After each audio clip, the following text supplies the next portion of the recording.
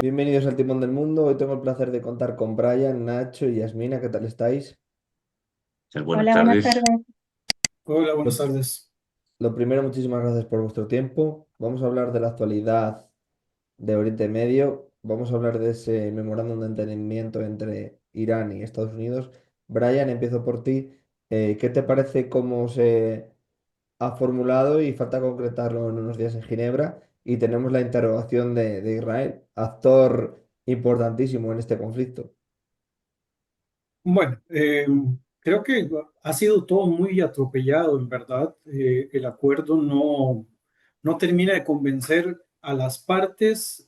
Creo que va más en función de ir a un mal acuerdo que ganarse un buen pleito, ¿verdad? Creo que aquí lo que están intentando es de ir cortando un poco esto que se ha convertido en una rumiación de dimes y diretes, ¿verdad? Sin llegar a algo, pues, en concreto.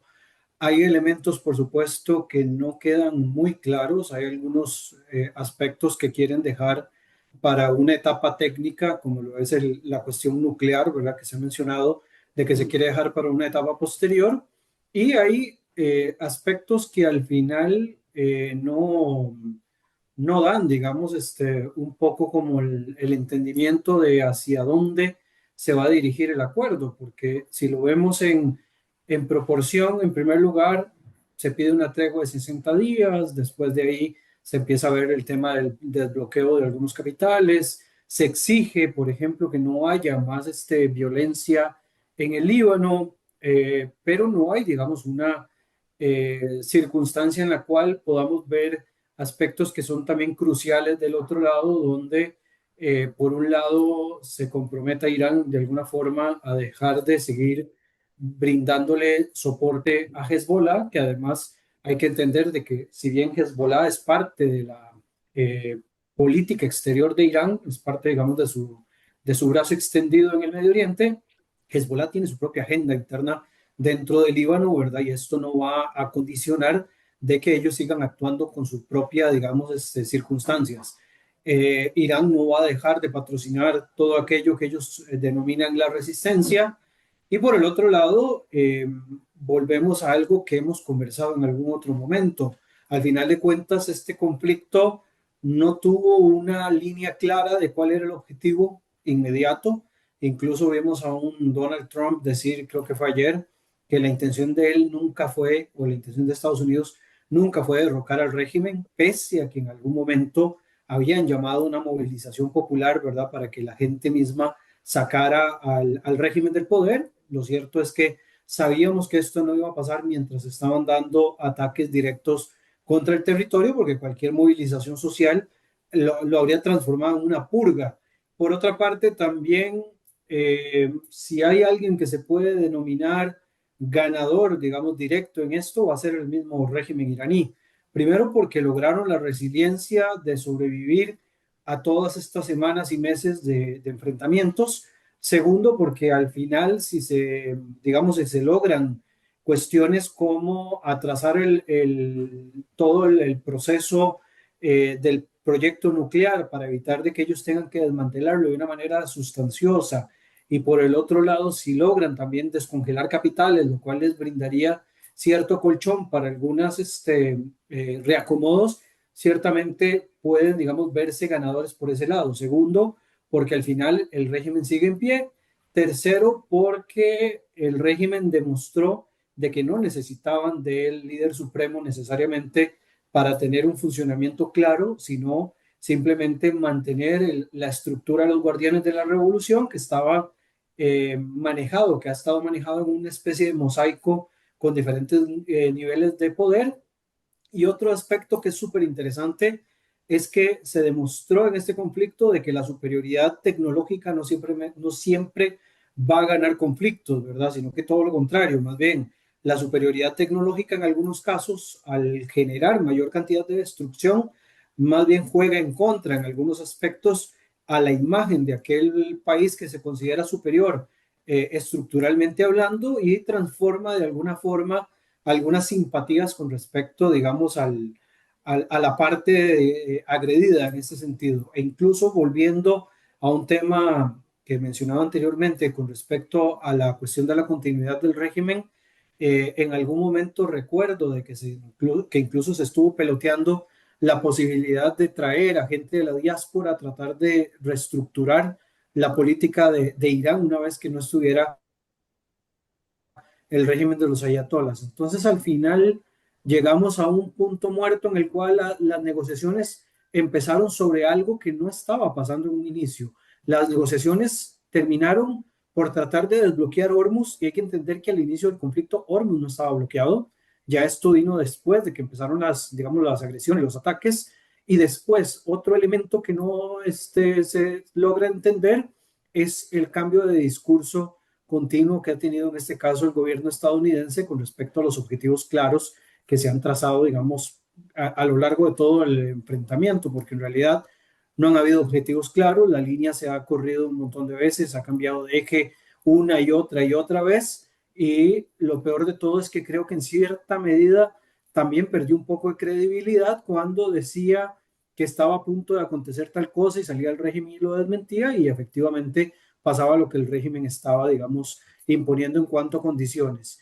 Evidentemente hay otros ganadores alternos, por lo menos en elementos de tratar de calmar un poco las aguas, incluyendo los países del Golfo, que quieren ver, digamos, un poco de cambios, porque para ellos también este tema es un tanto desgastante.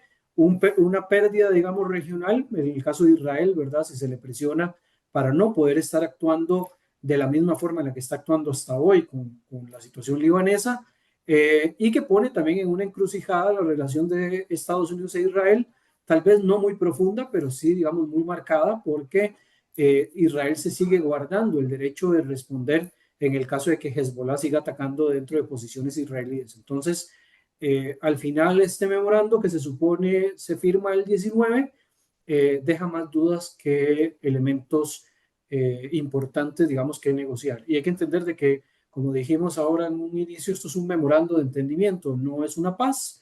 Digamos que lo más cercano es una especie de hutna, de tregua, y las treguas generalmente en estos contextos duran lo que dura, ¿verdad? Dirían algunos en algunos aspectos. Entonces, desgraciadamente no hay nada que nos garantice que de acá pasemos directamente hacia un proceso de paz real. Termina. Bueno, un poco al hilo de lo que está comentando Brian, realmente lo que estamos asistiendo desde que se inició el conflicto es, bueno, desde que se ha intentado llegar a un acuerdo desde el 8 de abril, es una negociación a dos velocidades o una negociación en dos ritmos completamente diferentes. Tenemos por una parte a Estados Unidos, dirigido por Donald Trump, que bueno, evidentemente su impaciencia es más que obvia. Es una persona que no es capaz de centrarse o focalizarse en un solo asunto y cuando lo inicia lo quiere acabar pronto, como si fuera, pues eso, un negocio de compraventa de una parcela en Wall Street. Y realmente en Irán, pues las formas de negociar son orientales, tienen otro ritmo, tienen otra forma de trabajar y además, bueno, pues para ellos el regateo es parte de su forma de vivir, con lo cual estamos hablando de dos idiomas, dos discursos y dos ritmos totalmente diferentes, ¿no? Este memorándum de entendimiento, lo que normalmente en términos de diplomacia internacional llamamos MOU, que es Memorandum of Understanding, es, digamos, no papel mojado, pero sí abarca un abanico muy amplio de resultados, ¿no? Desde un simple líneas básicas de trabajo hasta un tratado internacional. Es muy curioso, y de hecho en el artículo que publiqué ayer en La Voz de Galicia, que se haya utilizado precisamente este término, cuando llevan, bueno, pues eso, 3 meses intentando alcanzar un acuerdo y parece ser que por fin se han dado cuenta de que el acuerdo todavía está muy lejos de poder alcanzarse, ¿no? Como dice Brian, pudiera ser a un alto el fuego que no sabemos cuánto va a durar, ¿no? Sobre todo porque lo que ha trascendido de estas negociaciones es que han quedado tres temas fuera de la negociación que son muy importantes, que son el tema del levantamiento del embargo internacional de las sanciones a Irán, el tema de las reparaciones de Irán de guerra, que está reclamando que, bueno, que se le indemnice por todos los daños ocasionados en su territorio. Y en tercer lugar, y no menos importante, y lo que ha servido, digamos, de excusa, una de las excusas aparentes para este ataque es el tema del desarrollo de la energía nuclear. Esos tres temas que son, digamos, los más, que todos en realidad, todos los asuntos que se están negociando son complicados, estos los más peliagudos, pues se han dejado de lado, ¿no? Hay que tener en cuenta que la negociación no la han llevado directamente ni de Estados Unidos ni de Irán. Han tenido dos intermediarios muy decididos y muy volcados en la causa, que son Pakistán y Qatar en las últimas semanas, ¿no? Qatar, el gobierno qatarí ha enviado representantes que han estado en Teherán yendo y viniendo constantemente. Y eso que Qatar es una de las partes, digamos, más perjudicadas digamos, de la represalia o del contraataque iraní. Y de hecho, pues bueno, uno de los países que ha criticado más la actuación de Irán, ¿no?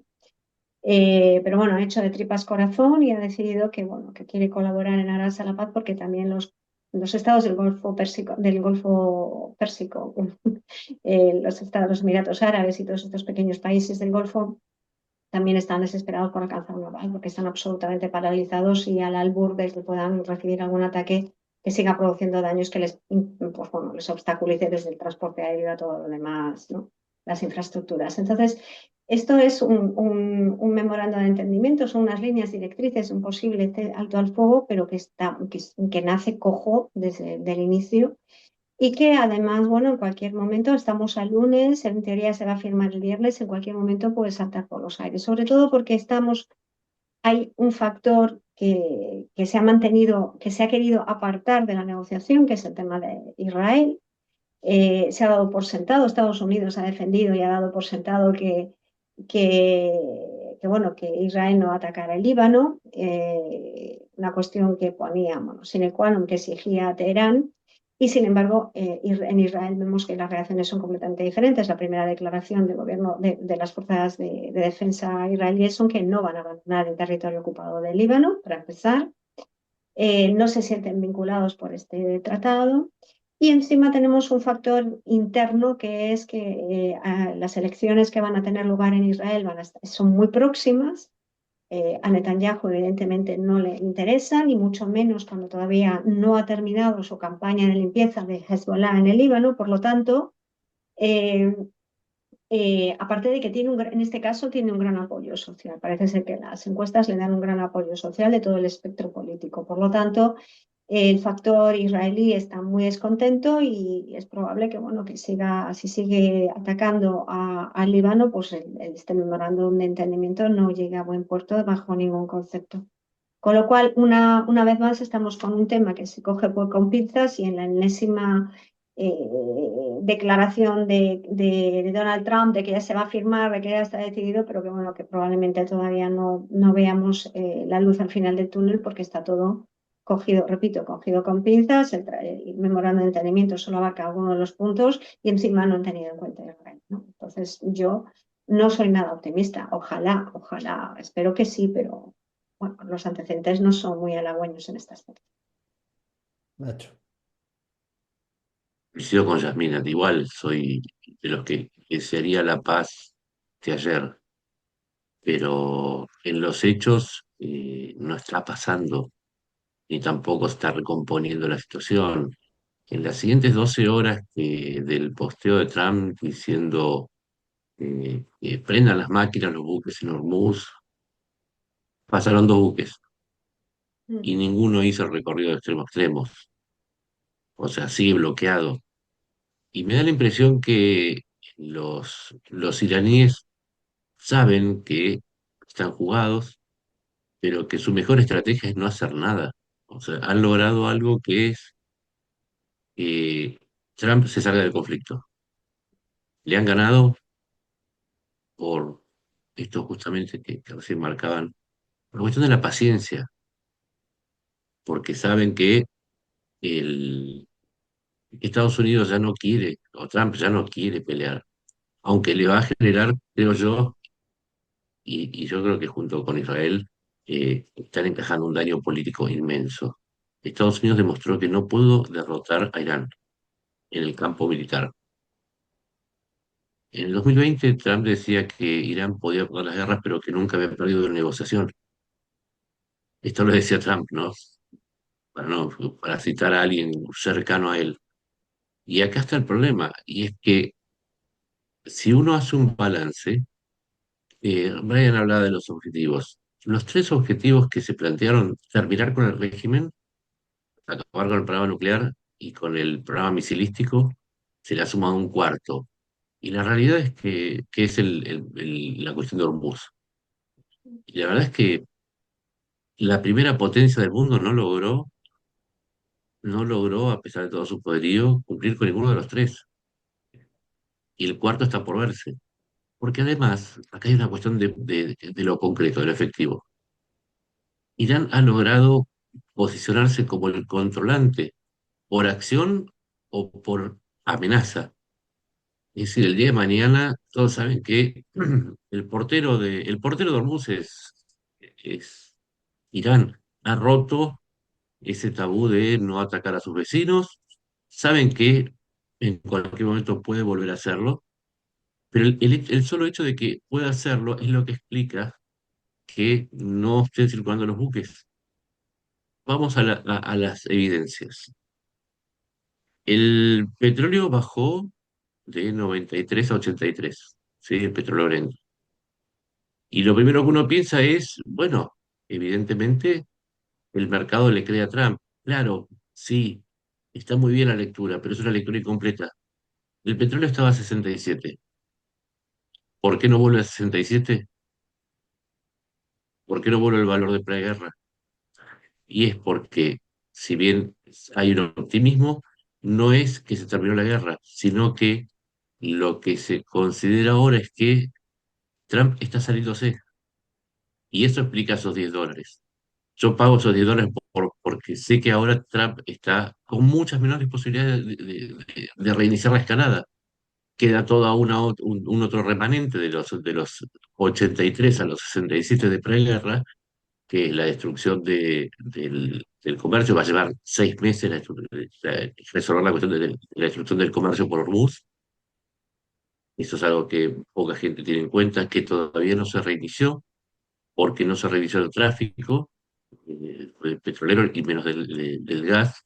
Es cierto, el petrolero zafa un poquito, ¿no? Zafa unos 3 a veces 5 millones por la salida del petróleo saudita por Yandú y por el millón que puede sacar los Emiratos Árabes Unidos por Fujairah. Pero el resto solo es compensado por la aparición o por el aumento de la oferta de algunos otros productores fuera del Golfo, como puede ser Brasil, pero no se resuelve. Y la otra parte, por la destrucción de la demanda. Por ejemplo, China bajó en 5 millones su consumo, que además casi no tocó sus reservas porque tiene las reservas flotantes de Irán, tiene a Rusia y tiene un largo etcétera. Entonces, resumiendo, los datos nos dicen que el mercado festeja pero sigue cauto porque entienden que la promesa de Trump siempre es temporal.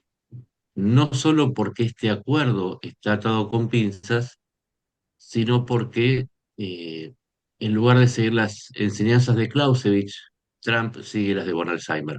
Y entonces no sabemos qué va a hacer mañana ni cómo va a reaccionar. Entonces esa incertidumbre se paga con este precio y además con el saber que, y esto creo que en esto vamos a coincidir, lo que hoy dice Trump vale, tiene la validez de nada. En vencimiento se miden horas últimamente, ¿no? Y ninguno de ustedes estaría dispuesto a apostar más de 1 euro a que Trump mantiene su postura. Puede que mañana nos levantemos y esté atacando Irán o rompiendo relaciones con su viejo socio Israel, o quién sabe. Por ahí ni siquiera nombra el tema. No lo sabemos, ese es el problema. No tenemos ninguna certidumbre con Trump y por lo tanto hablar de un pacto de Trump con alguien es eso. Tiene más sentido jugar a la ruleta que analizarlo a Trump. Brian. Sí, bueno, creo que aquí no tenemos mucho más que decir con respecto a la personalidad de Trump, que como bien menciona Nacho, no es alguien que sea descifrable tan fácilmente, porque la inestabilidad es como su comportamiento más común, ¿verdad? Aquí no se trata simplemente de una cuestión de posición ideológica, sino que en serio no se entiende. Incluso él ha contradicho en algún momento a sus propios asesores en algunas dinámicas, o digamos ha dicho cosas que al final él mismo se contradice, ¿verdad? Lo que decía yo hace un rato de que él mencionaba ayer de que el objetivo nunca fue derrocar al régimen. Y lo cierto es que si lo vemos en toda la dinámica que se manejó, donde incluso se coqueteó con la idea de que regresaran los Pahlavi, se ha estado promoviendo también el retorno de la bandera con el león. O sea, hay cosas que nos demuestran de que de verdad se estaba promoviendo una dinámica así, que no hayan podido porque la situación en Irán no lo permitió, porque no supieron descifrar cómo era el funcionamiento del régimen para poder debilitarlo, no quiere decir que en algún momento eso no haya estado planteado. Hoy leía una frase que digamos, se le atribuye a Winston Churchill, que dice que le dieron a elegir entre el deshonor y la guerra.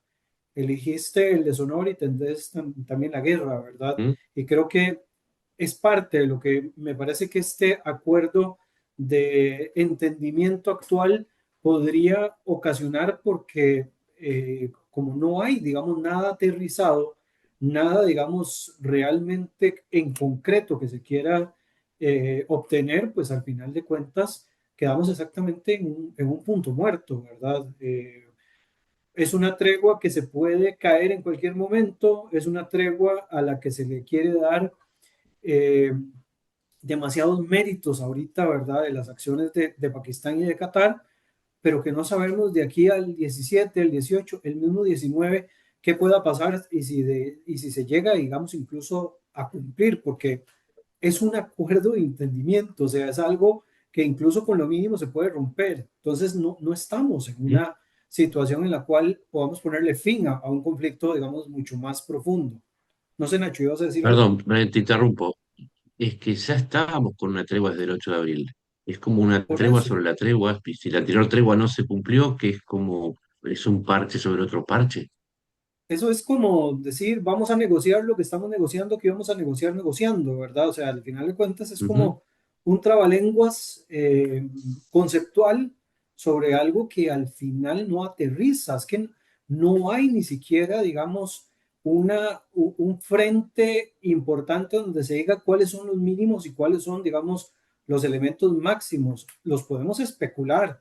Han circulado varias versiones del famoso acuerdo, pero hasta que no esté firmado y hasta que no esté en la práctica, no sabemos realmente cuáles son los mínimos y cuáles son, digamos, los elementos, digamos, máximos a los que aspira el acuerdo. De momento, lo único que tenemos es una lista, una wish list, ¿verdad? Como aquel que le pide regalos a Santa o a los Reyes, ¿verdad? En el caso de los españoles, para que les lleve al fin de año o a inicios del siguiente, pero no tenemos absolutamente nada en concreto. Todo lo que tenemos es especulativo, todo lo que, digamos, manejamos es dentro de esta misma tónica que parece más bien un Big Brother, un reality show, más que la negociación de un acuerdo, digamos, entre países. O sea, hay una falta aquí de criterio para poder analizar, que incluso cuando escuchas a los mismos asesores de Trump te quedas asustado, porque los asesores salen con una cosa y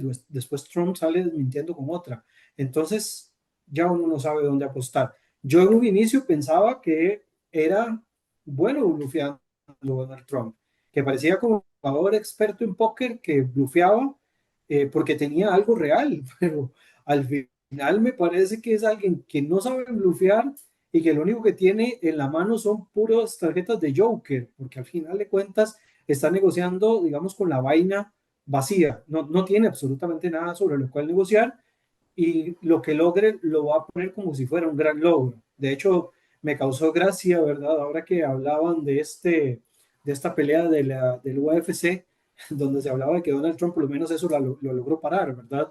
porque Donald Trump se ha vendido a sí mismo como alguien que ha parado guerras en muchas partes del mundo. Y si nos vamos al objetivo, nos vamos a dar cuenta de que no ha sido tan así. Venezuela está exactamente igual que como estaba después de que sacaron a Maduro. ¿Dónde está la transición en Venezuela? Sigue en el gobierno un personaje vinculado con el chavismo y no ha habido, digamos, mayores cambios. Entonces, ¿dónde está realmente esta dinámica que el presidente Trump dijo o fanfarronea de que ha logrado? Para mí, de momento, no ha logrado absolutamente nada. O sea, para mí son los mínimos. Esa intención, como decía creo que Nacho o Yasmina, de querer terminar rápido todo y al final de cuentas terminas dispersado en un montón de frentes sin cerrar, no nos está llevando a ningún buen puerto. O sea, mantienes los mínimos, nos mantienes sobre la raya y en cualquier momento se rompe por lo que sea y volvemos a entrar, digamos, en un conflicto y con muchas mayores complejidades porque no solo arrastras el nuevo conflicto, sino que arrastras la cola de todo aquello que no lograste solucionar en un inicio. Pero una cosa, Hay algo concreto, ¿eh? con, Hay un, eh, sí, una cosa que iba a decir que criticó mucho, internamente a Trump en Estados Unidos va a sufrirlo porque criticó muchísimo a Barack Obama y el acuerdo que van a firmar parece no distar mucho de los términos que hizo Barack Obama cuando estuvo de presidente. es lo mismo, pero de baja calidad. Y lo explico. Lo que tienen en común es control de enriquecimiento de uranio, la entrega del material activo, el uranio, y monitoreo, a cambio del levantamiento de sanciones. Básicamente ese era el acuerdo de Obama. Pero hay un problema. El anterior acuerdo estaba apoyado por Rusia, China, Alemania, Francia y Gran Bretaña. O sea, no es que solamente estaba el acuerdo, había una potencia política que además de la de Estados Unidos permitía que Irán se viese obligado, más allá de, ¿no?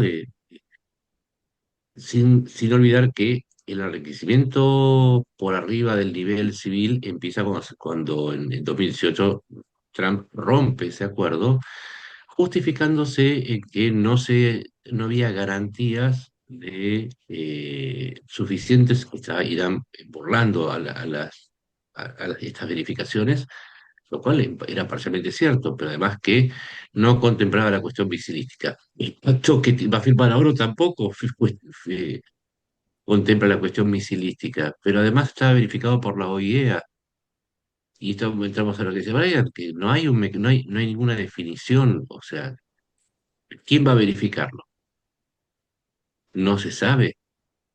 Entonces ha vuelto, se copió de Obama, pero copió mal. No hay mecanismos, no hay definición. Y frente a eso, Israel, que sabe que no se puede desayunar con la idea de que un día aparezca Irán diciendo tengo la bomba atómica, porque queda claro que los que murieron en el inicio del ataque eran más moderados que los que están ahora, y que los que están ahora tienen motivos en la pérdida de su aparato convencional para buscar una ojiva nuclear. Entonces, se entiende, más allá de la opinión que uno pueda tener de la actitud de Netanyahu, se entiende que Israel haya dicho, nosotros con este pacto no tenemos nada que ver, y si este pacto depende de una mirada integral del conflicto, uniendo los escenarios de Líbano y Hormuz, e Israel no abandona la decisión de atacar a Hezbollah dentro del Líbano, entonces esos son los datos que importan más allá de la danza, de la hoguera de variedades de la Casa Blanca, ¿no? Son datos. Yasmina. Bueno, hay que tener en cuenta en primer lugar que Donald Trump, su personalidad es de gran inconsistencia. Es una persona que no se focaliza, que tiene un ego tan desmesurado y está tan imbrincado con el tema mediático que, bueno, lo suyo es aparecer en las noticias sí o sí, siempre pues como protagonista exitoso de lo que se plantea. Pero la realidad de este conflicto es las declaraciones que se dieron, creo que prácticamente al día siguiente, el mismo día que se inició el bombardeo, corregidme que creo que fue el 28 de febrero, en el que no sé si fue cuál de los dos mandos estadounidenses dijo que atacaron, que Estados Unidos atacó para evitar que Israel se le adelantara en el ataque a Irán. Con lo cual, Estados Unidos siempre ha ido de comparsa de Israel, pero el tema se le ha ido de las manos porque evidentemente no conocían para nada cómo funciona el régimen iraní. Y el régimen iraní nunca, jamás pensó que llegaría a tener la sartén por el mango con una cosa tan simple como controlar el estrecho de Hormuz. Entonces, ahora mismo las noticias en Teherán y que se están retransmitiendo por parte del régimen iraní a la población es que ellos han resistido los ataques, que son vencedores de este conflicto, puesto que tienen el control del estrecho de Hormuz y que ahora lo que quieren es, y de hecho lo están haciendo, es conseguir un acuerdo de máximos. ¿Esto qué implica? Esto que implica que todo lo que diga Trump no tiene ninguna repercusión hasta que no veamos sobre el papel que se ha firmado un acuerdo o un memorando de entendimiento. Pero vuelvo a repetir, todo pasa por Israel. Nos guste o no, Israel es el que bueno, Ujú. pues incitó, entre comillas, a Donald Trump a atacar a Irán como medida de distracción en su operación en el Líbano para atacar a Hezbollah. ¿Qué pasa? Que todas estas campañas militares siempre llevan muchísimo más tiempo de lo que se espera. Está ocasionando un desgaste a nivel poblacional en el sur del Líbano brutal y Beirut, de hecho, se ha reunido con los representantes de Tel Aviv y han llegado a un acuerdo porque si hay algo que no quieren los libaneses es otro conflicto, porque es que llevan 60 años de conflictos continuos que no les van ni les vienen, siempre hay gente de fuera, ¿no? Entonces, aquí los grandes perdedores son, evidentemente, el Líbano, esto no cabe ninguna duda, que es el gran perdedor. El Líbano, las facciones que no están apoyando a Hezbollah, exactamente, que es pues, bueno, 2/3 de la población, como mínimo, eh, que está al albur de las decisiones de Israel. Israel nunca se siente vinculado por ningún acuerdo. Puede que Donald Trump le tire un poco de las orejillas a Netanyahu, pero después se da la vuelta y esto es como del adolescente que escucha la bronca del padre, pues sale por la ventana y se va de juerga con los amigos. Esto es lo que pasa, así de claro. ¿Qué pasa? Que Sí. también los otros perjudicados son los países del Golfo, que ya hemos dicho, Qatar, Omán también y Arabia Saudita y tangencialmente Irak, porque es un país del que no se está hablando, pero Irán está lanzando drones continuamente contra la zona del Kurdistán supuestamente para eliminar a la disidencia kurda iraní que se ha refugiado en Irak, ¿no? En la zona del Kurdistán iraquí y también en las bases militares de Estados Unidos que hay en Irak. Entonces, aquí hay muchos factores que no se están viendo, pero que bajo la superficie también influyen mucho. También tenemos que tener en cuenta que Irak, que está callado, que no ha apoyado en ningún momento a ninguna de las dos, digamos, las dos partes enfrentadas, tiene grandes bases militares estadounidenses, pero también el gobierno es chiita, con lo cual en teoría tendría que ser pro-iraní, pero los chiitas iraquíes están intentando distanciar de Teherán, porque se están dando cuenta que se están metiendo en montones de conflictos y no, Irak quiere salir adelante y progresar y está viendo que la influencia de Irán o cualquier otra influencia siempre ha sido perjudicial, pero tiene que mantener un equilibrio. Y de momento estamos tranquilos en la zona porque Turquía no ha intervenido ni se ha pronunciado en absoluto, ¿no? Ni tampoco Siria, que tiene sus propios problemas. Por lo tanto, el conflicto está, entre comillas, controlado. Estamos en un alto el fuego de facto, prorrogado del acuerdo del 8 de abril. Y mientras a nadie se le vaya de las manos el asunto, salvo estos intercambios recientes un poco para presionar ambas partes, yo creo que la posibilidad de que el alto el fuego se prolongue es bastante factible. Pero claro, tenemos siempre elementos discordantes que no sabemos qué van a pasar. Yo, evidentemente, Donald Trump es una persona muy volátil, que cambia de opinión en cualquier momento, que no respeta absolutamente a nadie. Ya hemos visto las declaraciones que ha tenido en contra de líderes de países de todo el mundo, contra incluso sus propios periodistas y contra las mujeres. Ya hemos visto que es un machismo absolutamente inaceptable a la altura del siglo XXI. pero es también, en cierta medida, un títere un poco de lo que haga Israel, ¿no? Sobre todo porque hay que recordar que su yerno, su yernísimo, Kushner, pues es de ascendencia judía y tiene muchísimos intereses en la zona y se siente muy vinculado con Israel. Por lo tanto, aquí Estados Unidos, en cierto modo, es un poco comparsa también de lo que pasa en Israel. Mi opinión, yo creo que todo pasa por Hezbollah. Todo pasa por erradicar a Hezbollah y que la población no lo apoye, pero eso es bastante complicado porque Hezbollah lo han defenestrado, hemos visto los golpes, pero siguen todavía subterráneo afectando a la población. Es decir, yo lo que no entiendo es cómo Hezbollah sigue permitiendo que Israel ataque a la población libanesa simplemente por seguir manteniendo el conflicto, porque realmente es una batalla perdida. Ya hemos visto lo que ha pasado con Hamas en Palestina y a Hezbollah le quedan 3 telediarios, pero esto es como tener ganas de morir matando, ¿no? Y vuelvo a decir, a mí lo que me preocupa y me da mucha pena, mucha lástima es la población civil libanesa y la de las otras zonas adyacentes, porque salvo que ya realmente Israel acceda a pactar y Hezbollah también, el conflicto va a seguir latente. Lo tengo bastante claro. Nacho, Sí, gracias. Israel controla, pues, tiene el poder de veto, ¿no? Tiene el poder de Mm, veto para absoluto para mm, todo lo que tenga que ver con el acuerdo. sí, sí. Y Irán tiene el poder de manejo del 20% de la riqueza mundial. Esa es la resultante. Después no ha cambiado nada. La realidad es que no No, ha cambiado nada. no Yo ha cambiado nada, pero necesito. perdona, Nacho, pero es decir, tiene el 20% de las, entre comillas, de las reservas, pero también está bloqueando todo lo del Golfo y está perjudicando pues, el desarrollo de todos los demás países. Es decir, eh, no solo es el tránsito o el tráfico del petróleo, son fertilizantes, es comercio internacional, Sí, seguridad para la claro. zona. Estamos también hablando, que no se están hablando últimamente también de los hutíes que están al otro lado de la península, que también están controlando el acceso al Mar Rojo. Están bloqueando una gran parte del comercio marítimo internacional, lo que implica que, bueno, que la reconfiguración de las rutas marítimas está teniendo un coste elevado, y no solo para el petróleo, ¿no?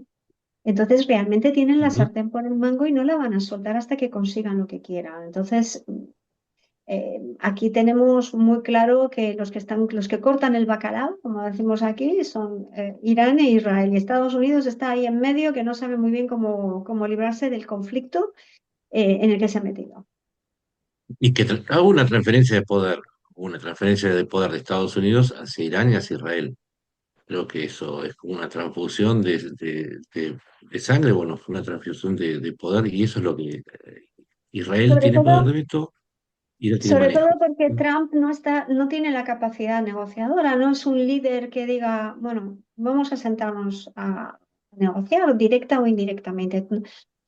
Todos sabemos que los líderes tienen equipo de trabajo, un equipo consistente y coherente que pueda, pero toda la gente que está alrededor de él son, digamos, una cohorte que le alaba constantemente, pero realmente no son profesionales. Toda la gente que le ha plantado cara y le ha dicho que no la ha despedido. Por lo tanto, no tiene una capacidad negociadora ni de presión. Sabemos que en diplomacia los que realmente negocian nunca salen en la prensa ni en las primeras líneas, pero Donald Trump se ha cargado toda esa infraestructura. Por lo tanto, ahora está con el barro hasta las rodillas y en medio de la cancha de tenis esperando que no le den las pelotas que pasan de un lado a otro, ¿no? Pero a mí vuelvo a repetir, a mí lo que me preocupa es los países que están en la zona, que son realmente los que se están viendo perjudicados y después de rebote todo el resto, la economía, lo que hablabas tú del petróleo, de la subida del precio del petróleo que se mantiene, bueno, esto estamos viendo, cada vez que hay un anuncio que se va a firmar un acuerdo, baja el precio del petróleo, suben las bolsas. En cuanto Irán estornuda, ya estamos al revés otra vez. Y la economía no va a poder soportar esto porque tenemos un margen, un colchón de 6 meses para soportar estos vaivenes. Quizás desde el COVID un poquito más, pero a la larga, en un año, como esto no se solucione, vamos a acabar teniendo que tomar una decisión y hacer algo más drástico que mirar cómo se están pegando las pelotas de un lado a otro del campo, ¿no? Ujú. Brian, Vamos, ¿quieres añadir perdón, algo? Nacho, que te haya interrumpido. No, no. No, no, no, que fue muy oportuno. Eh, bueno, yo lo que sí quería como decir es que evidentemente Israel tiene capacidad de veto porque a diferencia de Estados Unidos solo moviliza sus embarcaciones, se las vuelve a llevar cerca del mar del sur de China y nadie pues te sigue fastidiando. Ni siquiera se ha tomado la molestia de proteger o de blindar lo suficiente las bases militares que tienen en Medio Oriente, que han sido las más afectadas además de países del Golfo. Por eso es que los países del Golfo están deseando también que esto se acabe, porque ellos han sido los que más han sufrido, digamos, los ataques en cuanto a la parte militar y para ellos, como bien también dice Yasmina, Irán les tiene secuestrado la economía y esto pues condiciona también otros países donde puede haber inseguridad alimentaria, incluyendo países africanos que dependen de la salida de los fertilizantes que atraviesan este sector, pero evidentemente Israel va a poner veto porque es, digamos, de los actores que están dentro del conflicto con una afectación más directa junto con los mismos libaneses. O sea, acá a mí lo que me cuesta entender un poco es, si bien se habla de desmantelar Hezbollah o desmovilizar Hezbollah, yo creo que esta es una de las tareas más complicadas de todo. Yo creo que aquí lo que hay que hacer es, o lo que se tiene que lograr hacer con Hezbollah, es una degradación del poder que ellos tienen. Mientras Hezbollah siga teniendo las capacidades que tienen a hoy, que incluso superan las del poderío del ejército libanés, difícilmente Líbano va a cambiar de situación en un corto plazo. Pero también hay un problema para poder lograr una degradación de Hezbollah en el Líbano y es que incluso el mismo ejército libanés y las esferas políticas libanesas tienen gente que está vinculada ya sea con Hezbollah o con el grupo Amal, o sea, cualquiera de los dos tienen algún tipo de influencia que va, digamos, a permear un poco. Entonces, si el asunto pasa por Israel y pasa por Hezbollah y obviamente pasa por lo que Irán puede hacer, pero Irán tiene una capacidad limitada hasta dónde puede llegar con respecto a Hezbollah, porque si bien, como lo dijimos en un inicio, Irán es el que le da, digamos, soporte a Hezbollah, Hezbollah tiene su propia agenda, tiene sus propias dinámicas y demás. Entonces, acá no hay nada que se pueda lograr si dentro de la propia estructura de Hezbollah y dentro de los propios intereses de Israel no pueda, digamos, cambiar la realidad que está actualmente. Y al final,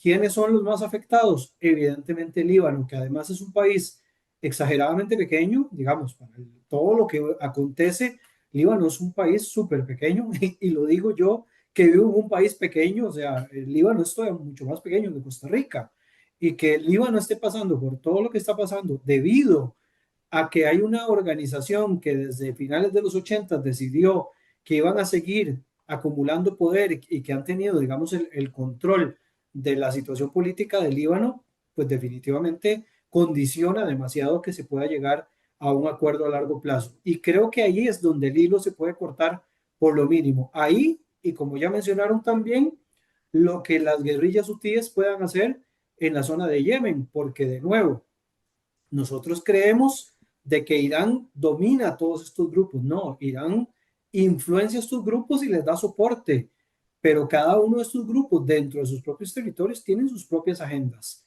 Entonces, si una parte de la agenda de las guerrillas hutíes no está en sintonía con lo que Irán está negociando, las guerrillas hutíes no van a acceder. O sea, ellos se van a querer comer el problema, aunque sea solos, pero ellos no van a acceder. Entonces aquí estamos en un enredo, en un nudo gordiano que es difícil de descifrar. Apenas estamos como sacando la primera parte de la punta y ni siquiera hemos empezado a despuntar. O sea, aquí estamos basándonos un montón en cuestiones especulativas de algo que ni siquiera ha empezado a caminar, como lo es el tema del acuerdo, del memorando de entendimiento. Entonces, hasta que no tengamos ese primer despunte, ir deshilachando todo lo demás, creo que nos va a tocar un proceso bastante largo, pero por lo menos en lo que se refiere al tema israelí y Hezbollah, creo que este va a ser el más complejo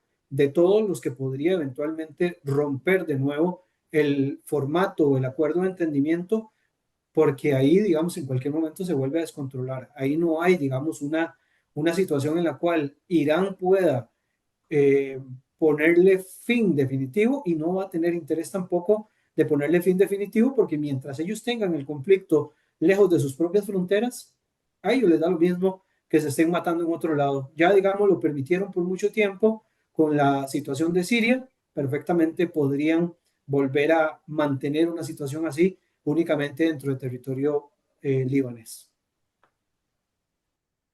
Bueno, chicos, no sé si queréis comentar algo más. No, sociales, no, trabajo no nos va a faltar, Aburridos no pasamos, seguro. Bueno, totalmente. Bueno, a mí solamente comentar que en esto de las víctimas colaterales, que se suele utilizar muy a menudo, me han llegado datos que son realmente espeluznantes sobre la situación que se está viviendo en Somalia, que está justo enfrente de donde están los hutíes, ¿no? En el Yemen, al otro lado del Golfo de Adén, y están viviendo una sequía brutal. También están en guerra porque, como sabéis, hay guerrillas radicales islamistas contra el gobierno. Y estamos como hace 40 50 años con una sequía histórica que ha supuesto el desplazamiento de unas 2 o 3 millones de personas, como siempre niños y mujeres, que se están muriendo literalmente de hambre porque no están llegando los barcos con la ayuda alimentaria. Entonces, nosotros nos quejamos de que nos suene el petróleo, pero hay gente que se está muriendo de hambre precisamente por un conflicto que ni les va ni les viene a unos cuantos miles de kilómetros, ¿no? Y eso solo es la punta del iceberg de lo que está pasando, ¿no? Porque, por ejemplo, más arriba en Sudán, que están también en guerra, eh, parte de los grupos, bueno, también están influenciados por la financiación de proxies también de Irán, con lo cual el conflicto que parece que está muy focalizado, a la larga tiene unos tentáculos que alcanzan a muy lejos y que, bueno, que como siempre, prácticamente desde el fin de la Primera Guerra Mundial, pues mantienen a Oriente Medio como en ebullición constante, ¿no? Yo sigo diciendo que es como el cocido, que está todo el día hirviendo, de vez en cuando la tapadera explota y echa algo de vapor y después vuelve otra vez a seguir en ebullición, ¿no?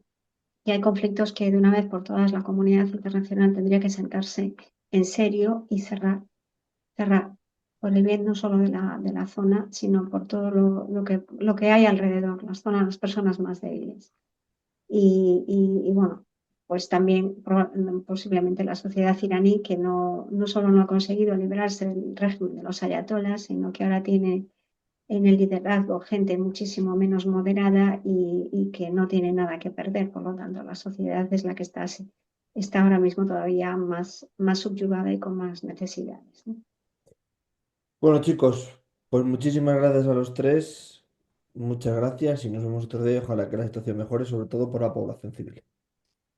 Nos vemos, que Un esté muy abrazo. De bien. buenas tardes. Chao. Buenas Gracias. tardes.